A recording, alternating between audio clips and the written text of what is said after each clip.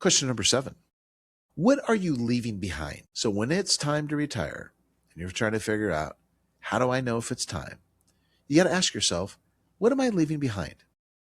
Am I leaving behind friends? Well, common thing that I hear among clients is, yep, I retired and, a lot of my friends are still working. We get together once in a while, once a month or something, go have a beer and a burger. Or, maybe we'll get together every other, few weekends out of the year, of course, the holidays. That tends to wane over time.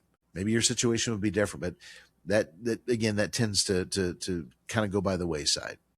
So we all have close, a handful of good friends. Cherish those relationships. They're even more important in retirement. And hopefully your friends are retired too.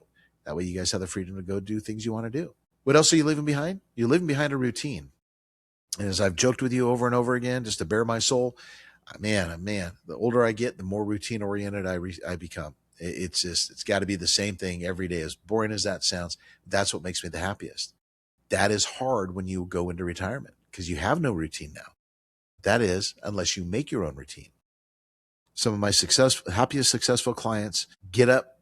They don't have to get up, 5 o'clock like they did when they had to go to work, but they get up at the same time every single day. They get up early. They exercise. They eat well. Maybe a little bit of spiritual time, some private time. They have a routine. We as human beings, especially older human beings, that's the way our bodies and our minds work. We like the same thing over and over again. The other thing you may be leaving behind, professional relationships. Same thing as the friends. Yeah, you probably stay in touch for a while, but then after you're gone and retired, you probably lose some of those. Doesn't mean you can't pick them up. Leadership. Oh, this is a tough one, as I've said with men. Men especially like to be needed and wanted. Who are you going to lead now? Your wife? Your dog? You got to find a gap for that. And that's where some of the volunteer work would come in. You're going to leave behind recognition, right? How many awards do you have sitting on your desk right now as you contemplate retirement? Probably quite a few. Do they mean anything to you? If not, perfect. If they mean a lot to you, you got to think about it. What are you going to do for recognition? So I'll wrap you up on this question. Have you prepared emotionally for those changes? Let's go to question number 8 when we come back. Wrap us up, Kristen Stone, the Right Now Traffic Center. Come back to the John Sanchez Show on News Talk 780 KOH. All right, let's get back to our topic and wrap things up here for you. Once again, I've been discussing how do you know when it is time to retire? All right, I'm on question number 9 for you. Have you prepared your estate plan?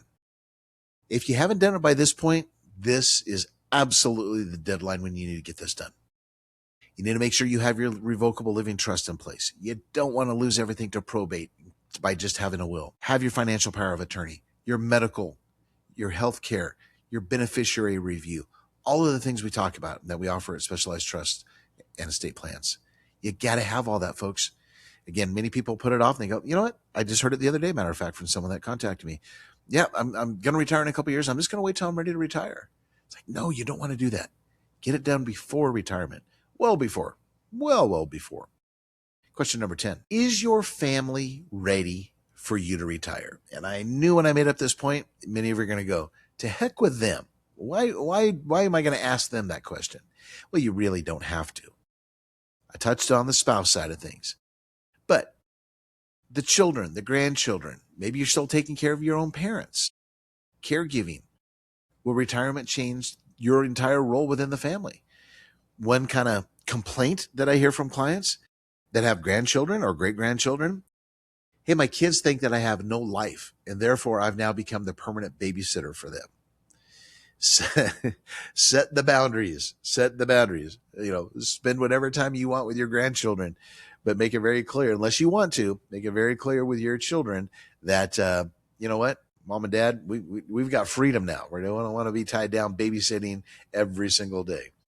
So that's a fun one.